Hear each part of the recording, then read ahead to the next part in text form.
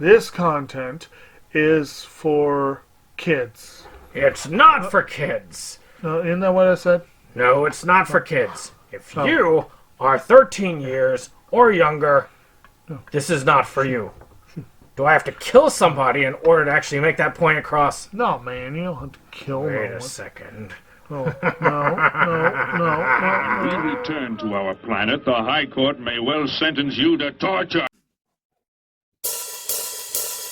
He likes movies, we like movies. SeptumSin versus the world. SeptumSin versus the world. SeptumSin versus the world. SeptumSin versus the world. I'd buy that for $1. Greetings, everyone, and welcome to another episode of SeptumSin versus the World. I'm SeptumSin, and today we're doing another movie review. Today we're covering an interesting film. We're covering, the second PhD movie, Piled Higher and Deeper, still in grad school. Now, this is not a legitimate release. This is a bootleg. And normally I wouldn't do a bootleg with these people, but let me tell you a little bit about it. I love the original one. I love the comic. The comic is done by a George Chan. You know, this is an example of one of the books for the comic. Right over here. Matter of fact, it's really cool. I've actually got the signature here with Cecilia on there, pictured on the cover. It's really kind of cool to see them as they are. I mean, this is the kind of thing they do. Now, Piled Higher and Deeper is a comic about people going to grad school to get their PhD and many things that they have to do in order to do that, and a lot of the quirks and who they are and what they do. And it is kind of funny in that way. I really liked it. I enjoyed it, especially when I was in grad school myself. I did not get my PhD. But I'll go more into that a little bit later. And there was a Kickstarter on it, and I helped with the Kickstarter of the first film, and I got a copy of the first film. I didn't know that they did one for the second film until it was out, and then all the physical copies were gone. So I ended up buying a digital copy and then archiving it, utilizing the cover from the original thing. Now this is a different disc design, but it basically looks exactly like the original one that they released. Now, if I could ever find one of these in the wild, or they ever start selling it again, I will buy it right away because I want a legit copy of this. I do. But for now, this is a good placeholder. And that's just where it's going to have to be until you guys get another release on. Now, Konaki's not hard to do. You know, you could do some Konaki releases and have them printed like that, and they could buy up pretty quickly. But any case, the plot of this is pretty simple. We follow the adventures of Cecilia and the gang of PhD wannabes as they try to move through the world of later grad school. This time, the pressure is up. Will a thesis be presented? Will our other guy get through his presentation and help win a grant for his boss? We only find out if you watch. The humor is very interesting here. I would like to say that this is humor that's very narrowly applied,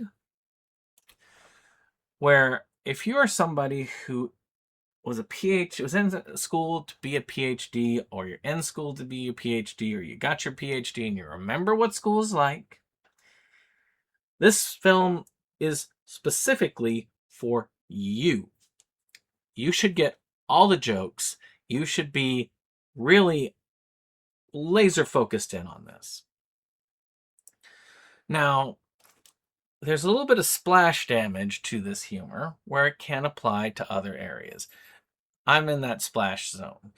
Of course, I went to grad school. I got my master's, and I'm a licensed professional, which required me to do about another year's worth of grad school to get the extra credits to do so. So I'm about a year in. And, I've had to do a dissertation and I've had to do things like that. So it's similar, but not quite there. So I don't know. I'm not 100% on, but I'm about 60 to 70% on and understand that area. And some of the humor does land and can apply to others. Now, here's a good example of a piece of humor that is kind of narrow focused, where if you're a PhD candidate or a professor, early professor, you probably get this well. Take a look at this. Submit your paper now to the 10th International Conference on Subtopic of a Sub-Area of Research. This premier event will gather the leading experts in the field to exchange ideas, drink too much, and gossip about each other. Topics include, but not limited to, invited keynote speakers include people whose resumes are disproportionately more exciting than their speaking ability. And most important, the location. Come to the beautiful, sunny, and picturesque locale, where you will spend most of your time indoors at the convention center looking at boring presentations. So don't delay, submit today, and attend this elite, exquisite, and career-changing event. Now, that's a conference. Now, the jokes actually hit very well to home for somebody like me who has to go to professional conferences because I need the hours. And I do get the whole joke about it being a great place, but you're not going to see any of it. You're going to be in all these boring presentations throughout the whole of it. And there is a lot of fun there to be had. It could be said that as a professional, you may not get that because but I want to go for the classes. No. I always said that these things should be in like a hotel in the middle of nowhere. And that way nobody has any excuse. I skipped out on the presentation about whatever for Arby's, to see the Arby's next door. But a lot of us can relate to that. A lot of us can relate to doing a presentation. I actually taught a class for credit, by the way. I was able to give licensure credits for my class on crisis intervention and things thereof to teach people emergency services work. So I have done presentations in the past, just not quite the way that he's doing it. And I do understand the technical stuff. So I do think that there is a splash zone.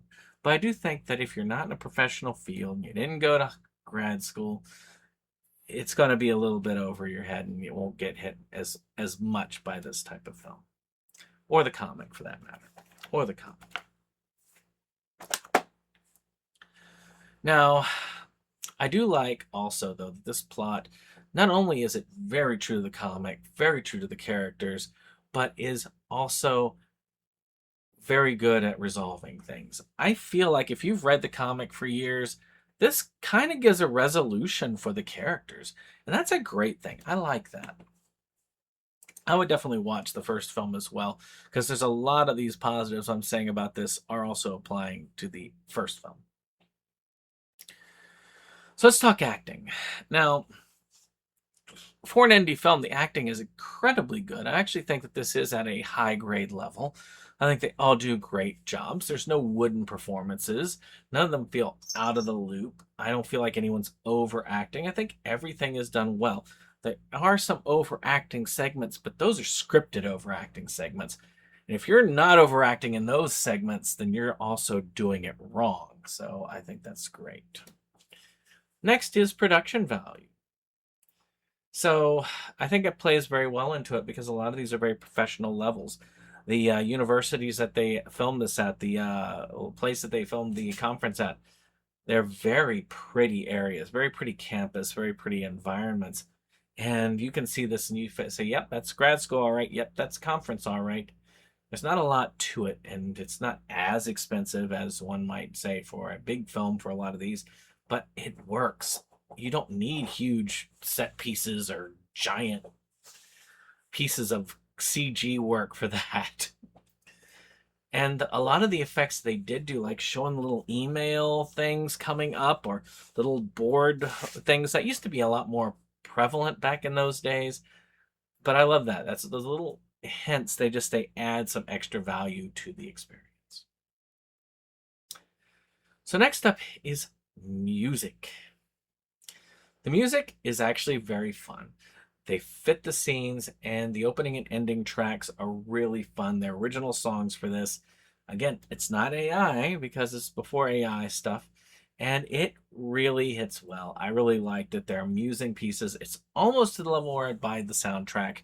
It's not enough for a complete soundtrack, but I do like listening to these. I do put on those tracks ever so often.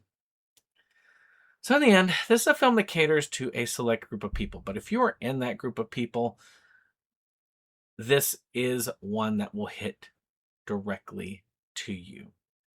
So let's talk about who would like the film. I mean, I think we've been talking about that, but we'll put a label on it. If you're a fan of this comic, you're going to like this one and the first film. Most definitely.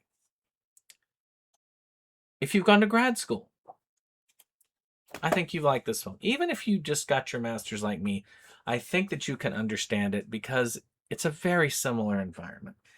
You see the environment, you know the TAs, you know the PhD candidates, you've been working with them, and you've been working with them beyond the level that an undergrad student would. And then, of course, finally, people who have a PhD or people who are in school specifically for your PhD. As I said before, this is for you.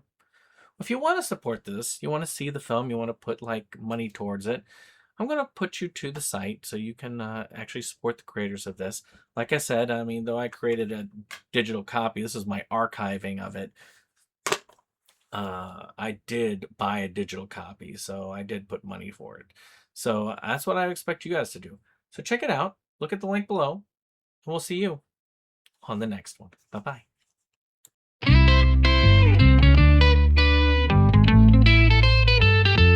SeptumSin versus the world. It's that place for all the boys and girls. You'll feel real safe, you'll feel real warm. It's a cozy place to ride out the storm. SeptumSin.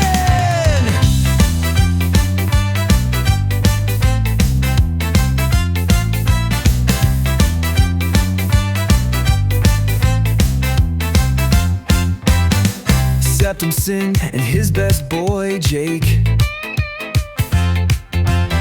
see the trends that scare us every day. Physical media is going to the side. Doctor streaming will rule the world in time.